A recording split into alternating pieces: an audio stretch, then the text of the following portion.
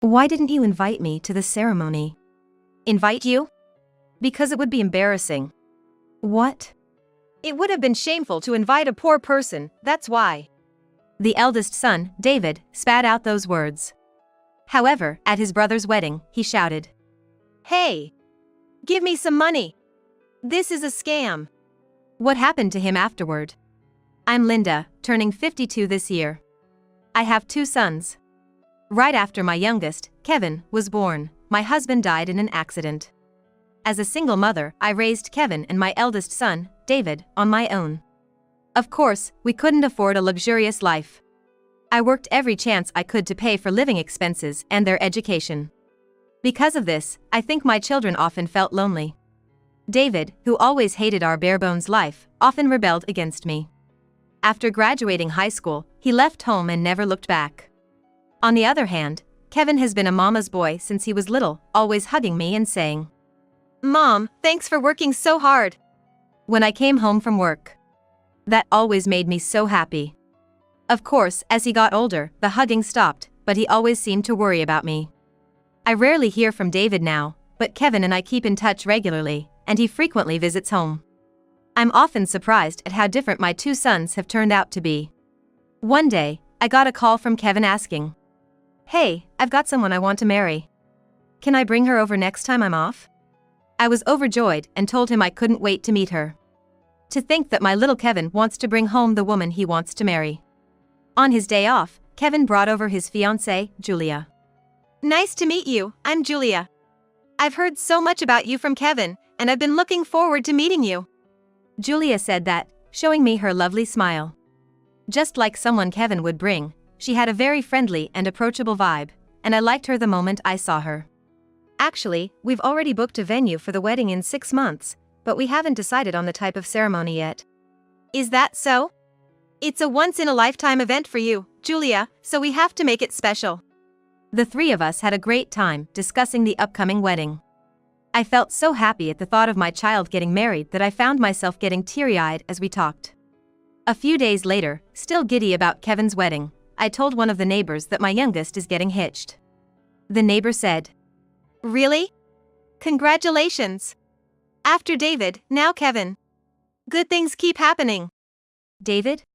I was puzzled by her words. What did she mean by following David? She then dropped a bombshell. You know, David got married a little while back, and now Kevin's following suit. David got married? As I stood there confused about what was happening, someone remarked, "You know, my eldest was invited to David's wedding and attended." You didn't know, Linda. I hadn't heard anything about David getting married. Shocked by the news, I rushed home and called David. It had been a while since we last spoke. We hadn't been in touch recently, so I anxiously waited for David to pick up the phone. Then I heard a familiar voice. "Hello? David? You got married, what do you mean? You had a wedding without telling me?" When I asked, David replied with a hint of annoyance. So what? So what? You got married without even telling me. Why didn't you invite me to your ceremony? Because it's embarrassing. What? Because you're poor, Mom. You don't get it? I didn't invite you because you're poor. I was stunned and couldn't understand what he meant at first. Embarrassed because we're poor? I was so confused I couldn't find the words to respond. Then a woman's voice came on the line. "Hello? This is Kate, David's wife." David's. You're quite slow, aren't you, Linda? You don't understand what David is trying to say? I happen to be a CEO's daughter, you know. My dad runs his own company. That means David is now the crucial heir to my father's company. Next month, the company's management rights will be his. Haven't you heard of Scat Corporation? Well, I guess someone living a bottom-of-the-barrel life like you wouldn't know. It's fine if you don't. Kate's words left me speechless. Poor and at the bottom. Could someone really say that to their mother-in-law? That's why David doesn't want anything to do with a poor person like you anymore. It's embarrassing, isn't it? From now on, could you please stop contacting us? You understand, right? Or is this too grand a scale for a poor person to grasp? Kate said some truly awful things to me, belittling me with such harsh words. As I stood frozen, phone in hand, I could hear Kate's laughter through the receiver. Then David's voice came through, saying, "That's just how it is, so stop contacting us. Having someone like you, who's as poor as my mom, around is just embarrassing for me. It's a disgrace, right? With this, I'm cutting off our family ties. You're a stranger now. Goodbye." And with that, the call ended. I was stunned and couldn't move for a while after such cruel words from David and Kate. David had indeed been avoiding me, but was there really a need for him to say something so cruel? To have our family ties cut off like this? I was so shocked that I just sat down right there. The next day, Kevin and Julia came over to talk about the wedding. I debated whether to tell them what David and Kate had said, but the shock was too much for me. I couldn't bear it without telling someone. Upon hearing the story, Kevin became furious. "I can't believe my brother could be such a person. That's absolutely unforgivable." And Julia was just as angry. "How could anyone say such things to his mother? Who does she think raised her?" "Thank you both. I'm sorry for bringing up such an unpleasant topic." "No need for you to apologize, Mom. But for someone, rich or whatever they claim to be, to say that to their mother-in-law is the lowest of the low. It seems like being the daughter of a CEO really comes with a high pride. I wonder if Scat Corporation is really that big of a company." That's when Kevin said. He seemed to have realized something. "Hold on. Mom, that company name." He seemed to have realized something. "What is it?" I asked, and Kevin started looking something up on his smartphone. Then he said, "Just as I thought. Mom, actually." I was about to learn something from Kevin at that moment. "Really? If I'm not reading this wrong. Mom, can we invite Kevin to the ceremony? If things stay this way, I just can't cope with my feelings." "But, what about Julia being there?" "I'm fine with it.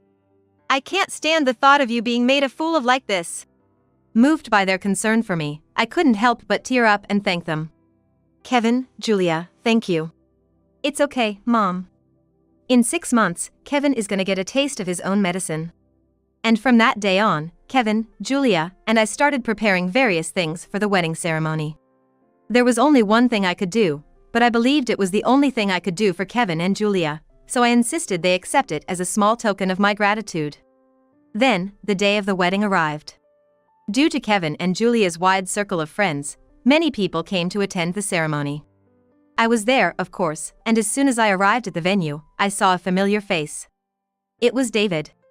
Next to David was a woman with a flashy presence, Kate. When they spotted me, they looked awkward and glanced over. Expecting they'd mock me again, I braced myself. "What's the matter? David and Kate? Is something wrong?" I asked. Kate looked uncomfortable and said, "Nothing's wrong. What's with that outfit? It looks like a rag." Embarrassing." She scanned me from head to toe with those words. "Don't talk to me so familiarly. I've told you, we're strangers now." David snapped at me abruptly. His harsh words were the worst, but I simply responded, "Oh, is that so? Well, that's that then." And I nodded and walked away. They were left staring after me, probably shocked by my nonchalant response. Thinking I would be more upset. But it wasn't going to be that easy. The regret for their words towards me was yet to come. The wedding was a grand affair. The coordination and staff were perfect, the wedding cake was marvelous, and the food was so good it left nothing to be desired. My seat at the wedding was relatively close to David and Kate. I overheard them talking while they were eating. "Hey, isn't this food and cake expensive? Is your brother rich? He's just a regular office worker, right? Maybe his wife is the one with money." Indeed, a wedding of this quality would have required substantial funds. It would have been impossible for Kevin, a company employee, and Julia, a kindergarten teacher, to afford on their own. As the wedding drew to a close, it was time for Kevin to express his gratitude to me. Kevin looked my way and said, "I can never thank my mom enough for the cherished upbringing she gave me. I'm more grateful to her than anyone else. It's thanks to Mom's hard work that I've managed to grow up to be who I am today." David and Kate, who had been listening to Kevin's words with boredom, were taken by surprise when they heard. "The reason today's ceremony is so fabulous and luxurious is because Mom contributed financially to make it happen." At that revelation, David and Kate looked like they were about to leap out of their chairs. They exchanged glances, then turned back to look at me. Instead of using it for herself, Mom had been saving money without indulging in any luxuries, thinking of her sons. She generously offered to help with today's wedding. So, this wonderful ceremony wasn't just thanks to us, it was possible because Mom was here with us. Indeed. I had a secret. My late husband's father, my father-in-law, had left me a $2 million inheritance. Though he lived in the countryside, he was a farmer with 2 large tracts of land. He had left that land to me before he passed away, thinking it would be of some use. I lived modestly, not touching the inheritance, saving it for when my sons would truly be independent, for their weddings. However, David and Kate had arrogantly married without informing me, cutting me out of their lives. If they had just kept me informed, even that inheritance would have been shared with David. In the middle of the ceremony, David and Kate raised their voices in front of all the attendees and yelled, "Hey! Why aren't you giving us the inheritance? We want our cut! This is a scam!" That's right. That money should be passed on to us, shouldn't it? You're not pocketing it, are you? Everyone's attention was drawn to the 2 of them as they shouted at me. This was to be expected. I said coldly to them, "This has nothing to do with you. Didn't I just say? We're strangers, aren't we? Why should I have to give an inheritance to a stranger?" David, in a panic, blurted out, "But that's not right. We didn't know you had that kind of money. I'll acknowledge you as our mother." Still speaking condescendingly to me even in this situation. Suddenly, Kate switched to a smiling face and said, "We're family, aren't we? It's not too late. I'll let you get back with David. So, about the inheritance." I almost laughed at the predictability of their responses. The crowd at the venue, initially abuzz, looked on with dismay once they understood what was happening. Then Kevin, through the microphone, addressed David and Kate. "You're the ones who said you wanted to cut ties with Mom, right? We want nothing to do with people who are only after money. Stay out of our lives and get out of here now." Unsatisfied, the 2 ended up making a scene, throwing things at me from the table. When Kevin asked the venue staff to escort them out, security dragged them out of the venue. Kevin then addressed everyone again. "Sorry for the disturbance. We will continue to cherish our mother. Whether there's money or not, she's still our precious mother." And the crowd responded with warm applause. And with that, the bond between us and David and his wife was officially severed. Why were David and Kate so fixated on the inheritance? The company run by Kate's parents had gone bankrupt last month. Kevin had known beforehand that Kate's parents' company was in trouble. He's aiming to be a trader. As part of his daily routine, he executes buy and sell orders for stocks and bonds for investors and monitors the stock prices of many companies. 6 months ago, Kate mentioned Scat Corporation to me. It turned out, the company had been starting to falter. It seems likely that neither David nor Kate knew about it, as they were bragging over the phone, but Kevin knew that the company would probably go bankrupt. Kate's parents probably rushed to approve of her marriage to David and dumped the company on them to avoid being burdened with debt themselves. And then the company went bankrupt shortly after. David and Kate, who knew nothing, were suddenly saddled with overwhelming debt and had no place to live. Kevin knew this, but chose not to tell David, unable to forgive David's terrible insults towards me. As a result, David and Kate are now renting an old apartment, with Kate working as a cashier at a supermarket and David doing construction work while looking for a new job. They must be feeling the hardship of working for a living. They would have been desperate for my inheritance, but life isn't that sweet. They should realize how harsh it is to declare someone a stranger, even your own mother. Afterward, David called my cell phone many times. Of course, I had no intention of helping David, and it was he who declared us strangers. Kevin also said he had no intention of helping David, and we blocked all contact from him. And now, we are actually building a small new single-story house on a small piece of land a bit out of town. There was a chance that David might come to our old house, so we used the money saved for David for the new house instead. We are looking forward to the house being completed. 4 months after Kevin and Julia's wedding, we found out that Julia was pregnant. The thought of having our first grandchild is incredibly exciting. I hope to continue living a peaceful life, fitting for me. I just wish to cherish Kevin and Julia, who have always protected me, and live happily ever after. My name is Keith. I live in New York with my wife, Karen. We used to work at the same company. Though we were in different departments, we were on the same floor and initially only exchanged greetings. I found her incredibly attractive and eventually started sitting with her in the company's break area during lunch. From there, we began talking more. During one of our conversations, I suggested, "How about we go out for drinks sometime?" Her response was, "Sure, but I'm bringing a cute coworker with me, so recommend a nice place, please." I remember feeling over the moon when she accepted my invitation, since I had always thought she must be popular. The following weekend, we went out for drinks in a group of 3 men and 3 women, bringing along our coworkers and juniors. Karen looked stunning in her casual attire, and she completely captured my attention. Of course, I had already told the coworker I brought that I was interested in Karen, so the atmosphere was quite lively and we had a great time. When the mood shifted towards going to a second location, I pretended to be drunk and slipped away from the group, ending up at a hotel with Karen. Our relationship started in an unconventional way, but we eventually became a couple and decided to marry a few years later. At that time, some female colleagues seemed concerned, but I was too filled with joy at the prospect of having a beautiful wife to care much about their worries. Looking back, I wish I had paid more attention to what those women were saying. Married life, which I had anticipated to be full of happiness, wasn't always smooth sailing. My work suddenly became very demanding. I was staying late every day, and I even had to work on weekends. It was a challenging start to our married life, which we had hoped to enjoy fully. I was concerned that the lack of shared meals was making Karen feel lonely. "I'm sorry for being so busy lately that we haven't been able to have meals together." I apologized. "It's okay," she reassured me. "It gives me time to focus on things at home. I've been having lunch with a friend I met through my part-time job, and it's been quite fulfilling." "That's good to hear," I replied. "But don't overwork yourself, Keith." I felt relieved to see Karen managing well at home and finding her own ways to enjoy life even when I couldn't give her much attention. About a year into our marriage, my job finally started to settle down, and we began to enjoy our weekends together. I made the most of this time by going out with Karen and trying to make up for the moments we missed during our first year of marriage. One day, Karen mentioned, "I think it's about time we start trying for a baby." The timing felt right since my work had just come to a good stopping point, and it had been exactly a year since our wedding. I was delighted that we were on the same page. Eventually, we discovered that Karen was pregnant with a little life growing inside her.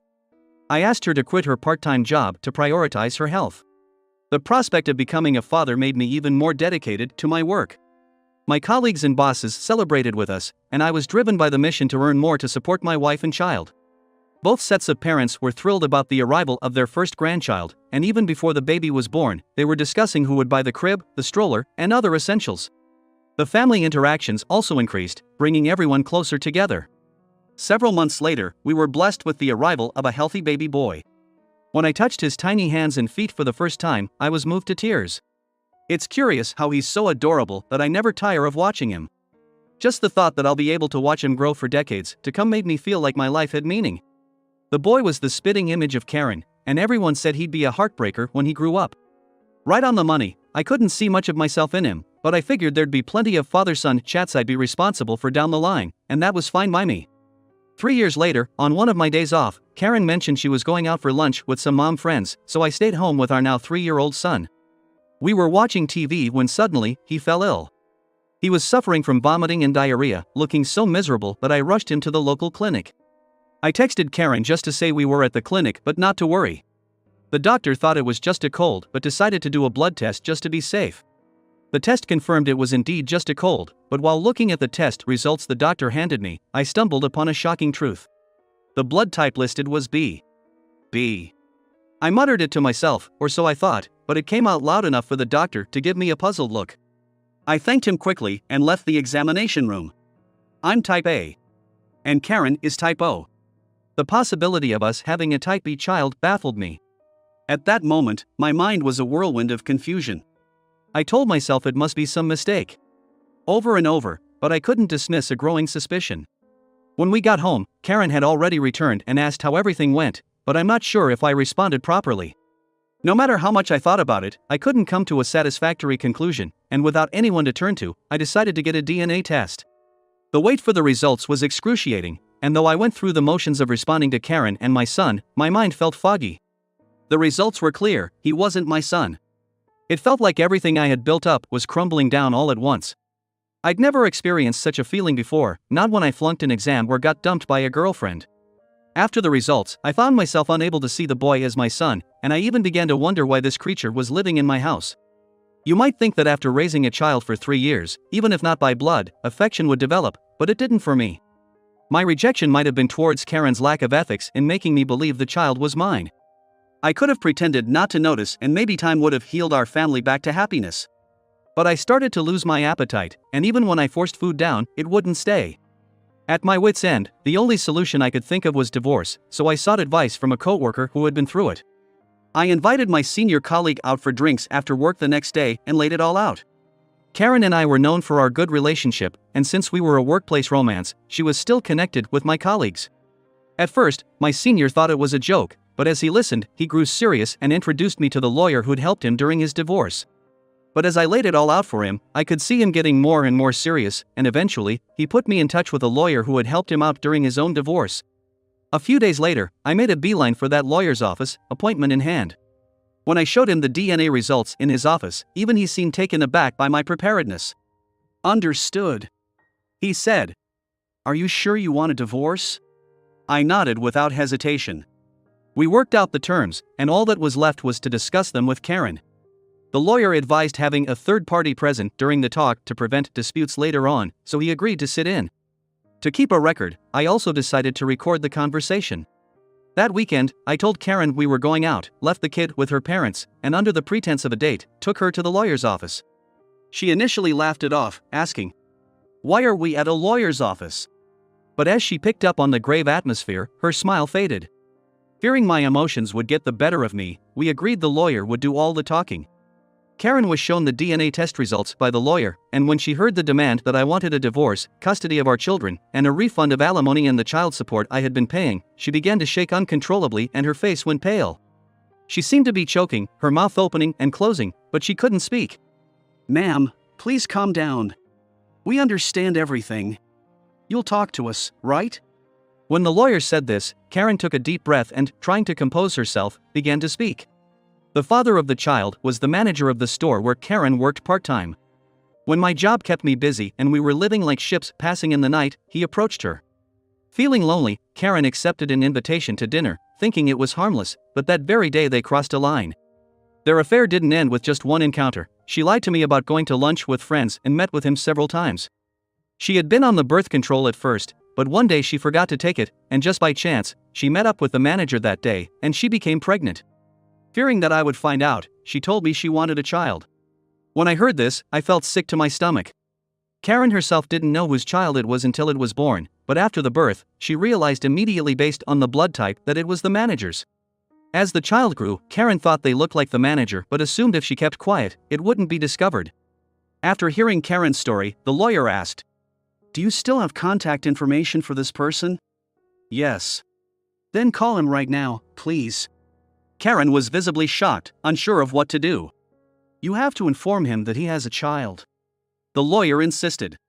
Realizing resistance was futile, Karen did as instructed and made the call, arranging to meet the manager near the lawyer's office. On the day of the meeting, I saw Karen and the manager in front of the bus turnaround that resembled a station. The lawyer and I approached them and asked them to come to the office. The manager, unable to grasp the situation and laughing nervously, followed us. When he listened to the recording of Karen's story at the office, he gradually turned pale. When the lawyer conveyed my demands to Karen, the previously passive manager exploded, showering Karen with abuse. "Please, let's remain calm and talk this through," the lawyer interjected. The manager, struggling to contain his panic, began to speak. Apparently, he had overheard Karen expressing feelings of loneliness to another part-time staff member at the store, and with ulterior motives, he invited her for drinks and took her home. Despite knowing she was married, he went ahead with his actions. Hearing this, the lawyer stated firmly, "In that case, you will also pay the husband alimony and child support. Remember, we have this recorded, so if it goes to court, we'll have the upper hand." The manager, in a panic, denied any responsibility, but the lawyer continued. "You're married, aren't you? That ring on your left hand is quite telling. Can you please call your wife here?" Even the brazen manager screamed that it was impossible, but finally agreed after being persuaded that the truth would come out in a lawsuit anyway, and his wife was called in. When the manager's wife heard the story from the lawyer, she was furious. She threw her wedding ring at the manager and screamed, "We're getting a divorce!" The lawyer and I managed to calm her down, and she burst into tears, saying she really wanted a divorce and told the lawyer to make her husband pay whatever alimony was needed. In the end, Karen, having no income, was only required to pay a minimal amount of alimony, while the manager was left to pay the rest of the alimony and child support in a settlement. After that, I was mentally exhausted from all the ordeal and had to take a leave of absence from work. The divorce was finalized, and I decided to take some time off at my parents' home, so I moved out of the house we lived in. I've been working hard, driven by the motivation to support my family, but now I find no fulfillment in my job anymore. Still, the colleagues and bosses I consulted about the divorce have been encouraging, telling me we should go out for a drink once I've settled down. I've cried and apologized to my parents back home for all that's happened. I've worried them so much that I'm thinking, once my mental state is stable, I might take them on an overseas vacation. Sometimes, I feel like I hear a voice calling out "Daddy" from somewhere. I can't make heads or tails of what this is. They say it's not the kid's fault, but is it wrong that I just can't see that child as my son? To be honest, I feel like I'll never be able to sort this out for the rest of my life.